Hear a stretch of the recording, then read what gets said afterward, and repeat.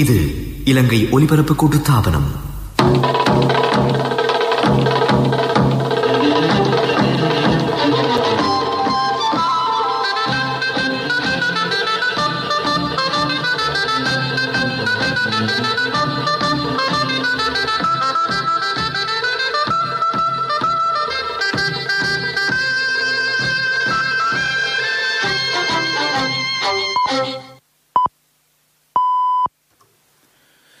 நேரம் 9 மணி. இலங்கை ஒலிபரப்பு கூட்டுத்தாபனம் செய்திகள். செய்தி ஆசிரியர் MC நஜிமுதீன், வாசிப்பவர் இர்ஷாத் காதர். முதலில் தலைப்புச் செய்திகள். வரவு செலவு திட்ட யோசனைகளை நடைமுறைப்படுத்தும் போது வேலைவாய்ப்புகளை உருவாக்கும் நிகழ்ச்சி திட்டம் தொடர்பில் மிகுந்த கவனம் செலுத்தப்படும் என பெசில் ராஜபக்ஷ தெரிவிப்பு.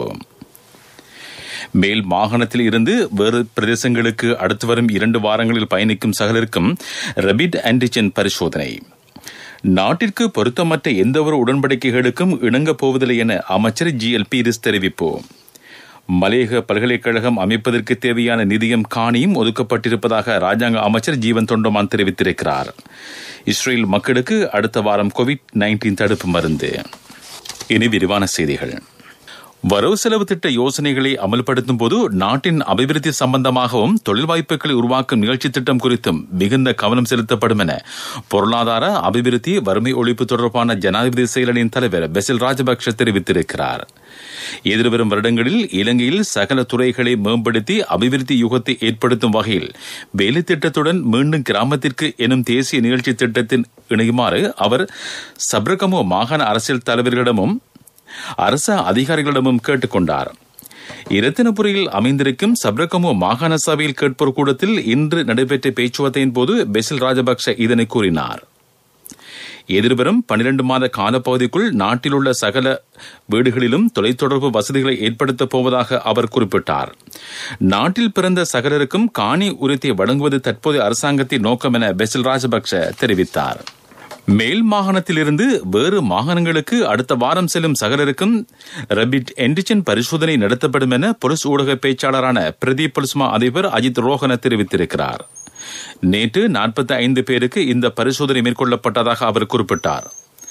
அவர்களில் 5 பேருக்கு கோவிட் தொற்று உறுதிப்படுத்தப்பட்டதாக அஜித் ரோஹன தெரிவித்தார்.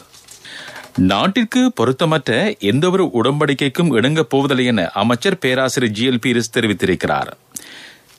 திரைசேரிக்கு பெருந்தொகை நிதி கிடைத்தாலும் அவ்வாறான உடன்படிக்கைகளை செய்து கொள்ளப் போவதில்லை என அவர் சுட்டிக்காட்டினார். மலையக பல்கலைக்கழகம் அமைப்பதற்கு தேவையான நிதியும் காணியும் ஒதுக்கப்பட்டிருப்பதாக ராஜாங்க அமைச்சர் ஜீவன் தொண்டமான் தெரிவித்துள்ளார். இதேவேளை மலையகத்தில் வீட்டுத் திட்டங்களை ஆரம்பிக்க நடவடிக்கை எடுக்கப்பட்டிருப்பதாக அவர் கூறினார். கொட்டக்கலை பிரதேசத்தில் நடைபெற்ற நிகழ்வொன்றின் போது ஜீவன் தொண்டமான் இதனை கூறினார். மலைய கல்வித்தரத்தின் வீழ்ச்சிக்கு போதுமான வசதிகள் இன்மே காரணமாக உள்ளது. அந்த குறைபாடுகளை தீர்ப்பதற்கு நடவடிக்கை எடுப்பதாக ராஜாங்க அமைச்சர் குறிப்பிட்டார். நீங்கள் கேட்டுக்கொண்டிருப்பது இலங்கை ஒலிபரப்பு கூட்டுத்தாபனத்தின் செய்திகள்.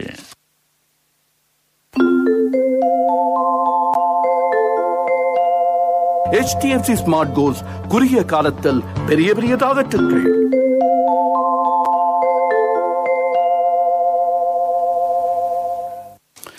செய்திகள் தொடர்கின்றன. நுவரெலியா சுற்றாடல் அபிவிருத்தி வலய வேலை திட்டம் இன்று ஆரம்பிக்கப்பட்டது. சுவிட்சத்தின் நோக்கு திட்டத்திற்கு அமைவாக முன்னெடுக்கப்படும் இந்த நிகழ்ச்சி திட்டத்தை நகர அபிவிருத்தி மற்றும் வீடமைப்பு அமைச்சர் பேராசிரியர் நாலக கொடஹேவா இன்று ஆரம்பித்து வைத்தார். நுவரெலியாவில் இருந்து கித்துல்கல, கண்டி மற்றும் பதுளையை மையமாக கொண்டு சுற்றுலா வலயம் அமைக்கப்பட உள்ளது. இதேவேளை நுவரெலியாவில் இருந்து நான்ஓயா வரை கேபிள் கார் கட்டமைப்பும் ஏற்படுத்தப்பட உள்ளது. இந்த அபிவிருத்தி வலயம் சூழல் நியமிக்க வகையில் அமைக்கப்படும். நுவரெலியா, கண்டி, பதுளை ஆகிய பிரதேசங்களில் பிரதான வீதிகளின் 2 மருங்குகளும் சுற்றுலா பயணிகளை கவரும் வகையில் அபிவிருத்தி செய்யப்பட உள்ளன. பூங்காக்கள், நடைபாதை, ஹோட்டல், வர்த்தக கொட்டில்களும் அமைக்கப்பட உள்ளதாக நகர அபிவிருத்தி மற்றும் வீடமைப்பு அமைச்சு தெரிவித்துள்ளது. COVID-19 தொற்றுக்கு இலக்கான மேலும் 495 பேர் இனங்காணப்பட்டிருக்கிறார்கள். இவர்கள் பேலியகுட கொத்தனியுடன் தொடர்புகளை பேணியவர்களாவர். இதற்கமைய மினுவாங்குடை பேலியகுட சிறைச்சாலை கோவிட் கொத்தனிகளில் தொற்றுக்குள்ளானவர்களின் மொத்த எண்ணிக்கை 32,875 அதிகரித்துள்ளது. தொற்றுக்கு இலக்காயிருந்த 491 பேர் குணமடைந்து இன்று வீடு திரும்பியுள்ளனர். இதேவேளை சிறைச்சாலை கோவிட் கொத்தனையில் தொற்றுக்குள்ளானவர்களின் மொத்த எண்ணிக்கை 3298 அதிகரித்திருக்கிறது. சிறைச்சாலை கொத்தனையில் 19 பேர் நேற்று இனங்காணப்பட்டதாக சிறைச்சாலைகள் திணைக்களத்தின் ஊடக பேச்சாளரான சந்தன ஏக்கநாயக்க தெரிவித்திருக்கிறார். சாஸ்திரியார்கிட்ட மகன ஜாதகத்தை கொடுத்தேன். 3 வருஷத்துல பெரிய இடத்துக்கு மகன் வருவானுண்டவர். இதுக்கு சாஸ்திரிய கேட்க வேண்டுமே, எனக்கு முதல்லயே தெரியுமே. நீங்க என்ன சாஸ்திரியோ? மகண்ட எதிர்காலத்தை நினைச்சு HDFC ஸ்மார்ட் கோல்ஸ் கணக்கொண்ட திறக்கும் போதே எனக்கு தெரியும். பிள்ளைகளின் எதிர்காலத்தை நினைத்து சிந்தித்துக் கொண்டிராமல் HDFC ஸ்மார்ட் கோல்ஸ் கணக்கொண்டை திறந்து 3 வருடங்களில் அவர்களின் பட்டப்படிப்புக்கு வழி செய்யுங்கள். மேலதிக தகவல்களுக்கு அழையுங்கள் 2356-888. நான் HDFCக்கு போனது சாஸ்திரி சொல்ல இல்லையோ. HDFC ஸ்மார்ட் கோல்ஸ் குறுகிய காலத்தில் பெரிய பெரிய டார்கெட்டுகள். பிரதான செய்தி வழங்குவோர் ஒவ்வொரு வீட்டிலும் இருக்க வேண்டிய வீட்டு வைத்தியர் சித்தாலேப.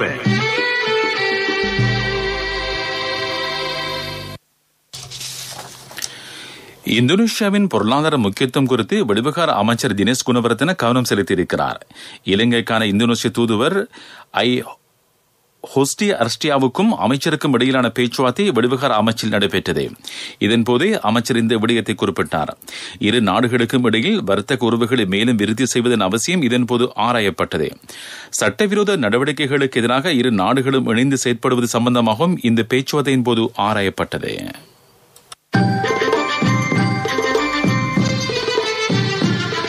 பிரதான செய்தி வழங்கியோர் ஒவ்வொரு வீட்டிலும் இருக்க வேண்டிய வீட்டு வைத்தியர் சித்தாலேப. உங்கள் கவனத்திற்கு கிளிநொச்சி பிரதேசத்தில் அண்மையில் பெய்த அடைமழையின் பின்னர் மாடுகளுக்கு ஒரு வகை வைரஸ் நோய் பரவி வருகிறது. இந்த நோய் தொற்றுக்குள்ளாக மாடுகள் உணவு உட்கொள்ளாது பலவீனமடைவதாக பண்ணை வளர்ப்பாளர்கள் தெரிவித்துள்ளனர். மாவட்ட கால்நடை மருத்துவர்கள் மூலமாக சிகிச்சை வழங்கப்பட்ட போதிலும் குறிப்பிடத்தக்க முன்னேற்றம் ஏற்படவில்லை என அவர்கள் குறிப்பிடுகின்றனர். உலகச் செய்திகள்.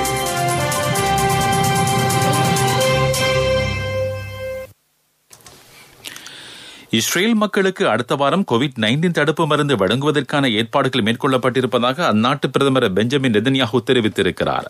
அமெரிக்காவுடன் நெருங்கிய தொடர்பை கொண்டுள்ள இஸ்ரேல் சைபர் மற்றும் பயோ ஆன்டெக் நிறுவனங்களுடன் பேச்சுவார்த்தை நடத்தி 8 பில்லியன் கோவிட்-19 தடுப்பு மருந்தை பெறுவதற்கு உடன்படிக்கை ஒன்றை செய்துள்ளது.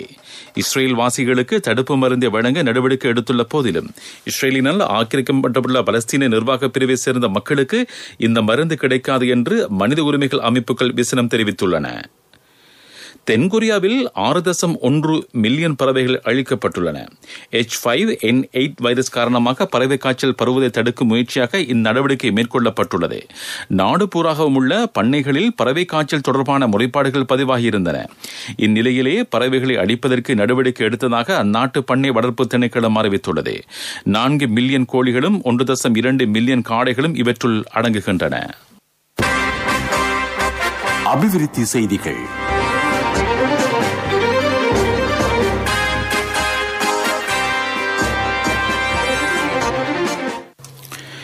யாழ்ப்பாணம் புங்குடுதீவு தெற்கு பகுதியில் உள்ள மீன்பிடி இறங்குதுறை புனரமைப்பதற்கு நடவடிக்கை எடுப்பதாக அமைச்சர் டக்ளஸ் தேவானந்தா தெரிவித்துள்ளார்.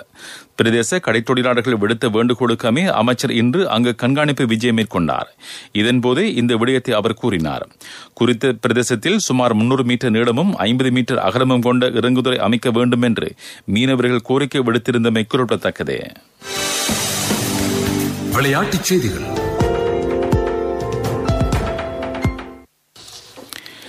சுற்றுலா பாகிஸ்தான் அணிக்கும் நியூசிலாந்து அணிக்கும் இடையிலான 2வது T20 கிரிக்கெட் போட்டி நாளை நடைபெறவுள்ளது. ஹாமில்டன் மைதானத்தில் இந்த போட்டி இடம்பெறும். இலங்கை நேரப்படி முற்பகல் 11:30 போட்டி ஆரம்பமாகவிருக்கிறது. இதேவேளை இரு அணிகளுக்கும் இடையில் நேற்று நடைபெற்ற முதலாவது T20 போட்டியில் நியூசிலாந்து அணி 5 விக்கெட்டுகளால் வெற்றி ஈட்டியது. வர்த்தக செய்தி.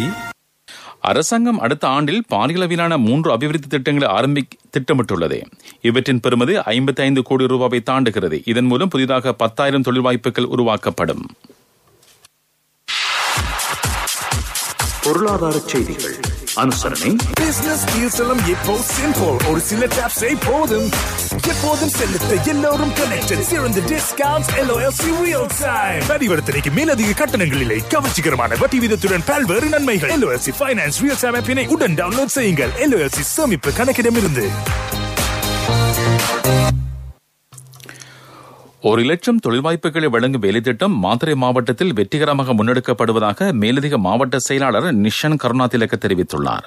வறிய குடும்பங்களில் தெரிவு செய்யப்பட்ட 1436 பேரில் 1428 பேர் பயிற்சியில் ஈடுபடுத்தப்பட்டுள்ளதாக அவர் கூறினார்.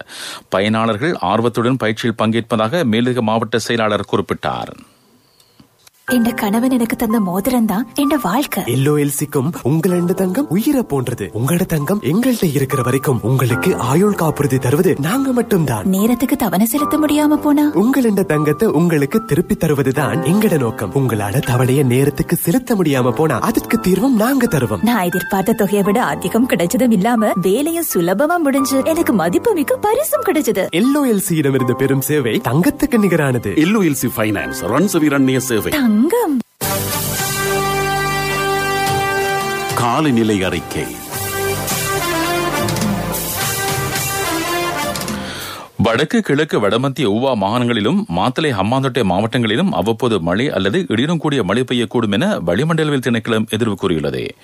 வடக்கு கிழக்கு மாகாணங்களிலும் மாத்தளை பொலனறுவை மாவட்டங்களின் சில இடங்களிலும் 75 மில்லிமீட்டருக்கும் அதிகமான மழை வீழ்ச்சி பதிவாகலாம் என திணைக்களம் அறிவித்துள்ளது. மேல் சப்ரகமுவ மாகாணங்களிலும் களுத்துறை காலி மாத்தறை மாவட்டங்களிலும் இரவு வேளையில் இடைக்கிடையே மழை அல்லது இடியுடன் கூடிய மழை பெய்யக்கூடும். இதேவேளை வடக்கு வடமத்திய வடமேல் மாத்தளை ஹம்பாந்தோட்டை மாவட்டங்களில் அவ்வப்போது காற்று 50 கிலோமீட்டர் வேகத்தில் வீசக்கூடும் என திணைக்களம் வெளியிட்டுள்ள அறிக்கையில் குறிப்பிடப்பட்டுள்ளது. மீண்டும் தலைப்புச் செய்திகள். வரவு செலவு திட்ட யோசனை நடைமுறைப்படுத்தும் போது வேலைவாய்ப்புகளை உருவாக்கும் நிகழ்ச்சி திட்டம் தொடர்பில் மிகுந்த கவனம் செலுத்தப்படும் என பெசில் ராஜபக்ஷ தெரிவிப்பு. மேல் மாகாணத்தில் இருந்து வேறு பிரதேசங்களுக்கு அடுத்து வரும் 2 வாரங்களில் பயணிக்கும் சகலருக்கும் ரபிட் ஆன்டிஜென் பரிசோதனை. நாட்டிற்கு பொருத்தமற்ற எந்தவொரு உடன்படிக்கைகளுக்கும் இணங்கப் போவதில்லை என அமைச்சர் GL பீரிஸ் தெரிவிப்பு. மலையக பல்கலைக்கழகம் அமைப்பதற்கு தேவையான நிதியம் காணியும் ஒதுக்கப்பட்டிருப்பதாக ராஜாங்க அமைச்சர் ஜீவன் தொண்டமான் தெரிவித்திருக்கிறார். இஸ்ரேல் மக்களுக்கு அடுத்த வாரம் COVID-19 தடுப்பு மருந்து. இத்துடன் செய்திகள் முடிவடைந்தன.